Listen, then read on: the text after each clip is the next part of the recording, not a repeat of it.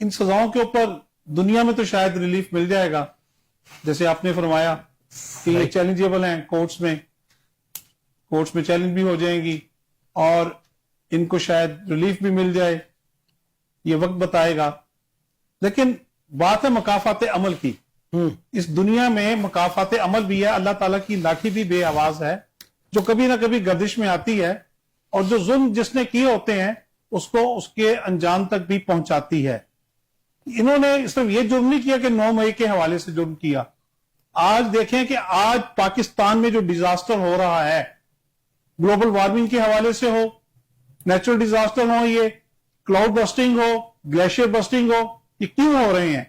یہ اس لیے ہو رہے ہیں کہ ان لوگوں نے اس ملک کو، قوم کو دھوکہ دیا اللہ کے نام پر، سنت نبوی کے نام پر. جو درخت لگانا ایک سنت نبوی ہے، انہوں نے کہا کہ جی ہم نے اربوں خربوں درخت لگائے کے پی کے میں، گلگت بلتستان میں اور پورے پاکستان میں.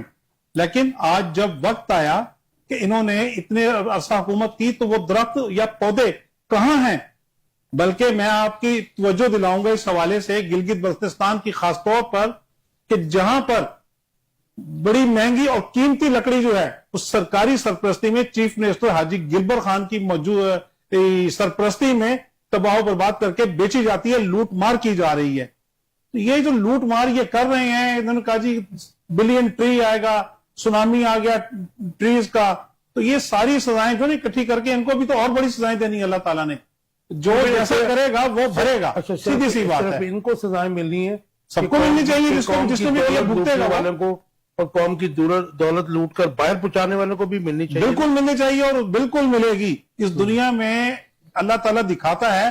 آپ دیکھیں کہ مطلب یہ سیلاب آیا پوری دنیا میں، جب سیلاب آئے پوری دنیا میں دیکھیں کہ جن لوگوں نے لوٹ مار کی کیا شروع ہوا. آپ کا تعلق جس جماعت سے ہے اس کی لیڈر محترمہ بے نظیر بھٹو، یہ موجودہ لیڈرشپ وہ بھٹو والی، میرا لیڈر ذوالفقار علی بھٹو تھا اور میری لیڈر محترمہ بے نظیر بھٹو تھی.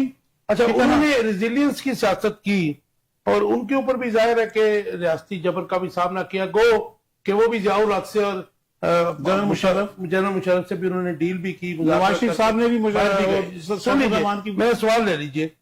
اب یہ جو ویل چلتا ہے، جو سرکل چلتا ہے، یہ ظاہر ہے کہ آج اگر عمران خان کی گورنمنٹ تھی کل، تو اگر انہوں نے کچھ کیا تو آج ان کو فیس کرنا پڑ رہا ہے. اور میرے خیال میں وہ ویل کافی حد تک گھوم چکا ہے، وہ گھوم کے دوبارہ اتحادی پارٹی کی طرف آئے گا تو کیا یہ سرکل چلتے ہی رہے گا ایسے؟ لیکن جی ہمارے تو محترمہ بے نظیر بھٹو سے لے کر اور محترم آصف علی زرداری صاحب تک بے شمار مقدمے بنائے گئے.